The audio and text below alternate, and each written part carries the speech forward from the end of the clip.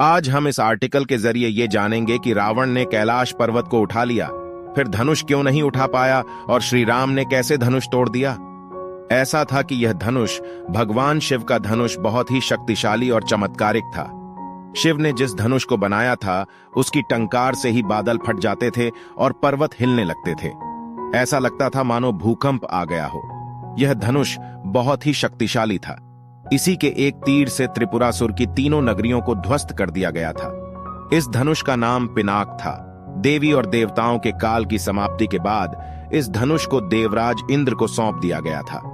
देवताओं ने राजा जनक के पूर्वज देवराज को दे दिया। राजा जनक के पूर्वजों में निमि के ज्येष्ठ पुत्र देवराज थे।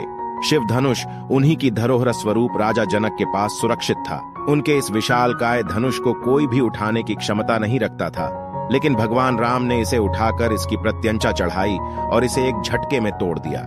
श्री रामचरितमानस में एक चौपाई आती है, उठहु राम भंजहु भव छापा, मेटहु तात जनक परितापा। भावार्थ, गुरु विश्वामित्र जनक जी को बेहद परेशान और निराश देखकर श्री राम जी से कहते हैं कि हे पुत्र श्री राम उठो और भव सागर रूपी इस धनुष को तोड़कर जनक की पीड़ा का हरण करो।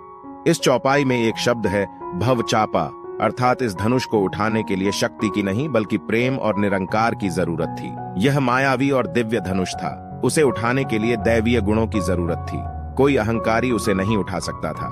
रावण एक अहंकारी मनुष्य था। वह कैलाश पर्वत तो उठा सकता था, लेकिन धनुष नहीं। धनुष को तो वह हिला भी नहीं सकता था। वन धनुष के पास एक अहंकारी और शक्तिशाली व्यक्ति का घमंड लेकर गया था।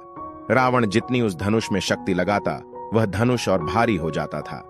वहां सभी राजा अपनी शक्ति और अहंकार से हारे थे। जब प्रभु श्री राम की बारी आई तो वे समझते थे कि यह कोई साधारण धनुष नहीं बल्कि भगवान शिव का धनुष है। इसीलिए सबसे पहले उन्होंने धनुष को प्रणाम किया।